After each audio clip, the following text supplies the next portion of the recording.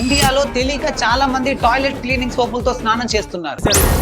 స్నానం చేసిన తర్వాత మన స్కిన్ రఫ్ గా అయిపోవడం, తెల్లగా అయిపోవడం గమనించి ఉంటారు. ఇదంతా మనం వాడే సబ్బు వల్లే జరుగుతుంది. మరి ఏ సబ్బుతో స్నానం చేస్తే బెటర్? చెప్పు. సబ్బుల్లో 3 రకాలు ఉంటాయి. TFM వాల్యూ 76% కన్నా ఎక్కువగా ఉండే సబ్బులు ఇవి very good at quality. TFM value 70% and above good quality. TFM value 60 and above medium quality. TFM అంటే total fatty matter. According to bureau of Indian standards 76% and అంతకన్నా ఎక్కువ TFM వాల్యూ ఉన్న సబ్బులు మాత్రమే స్నానం చేయడానికి వాడాలి.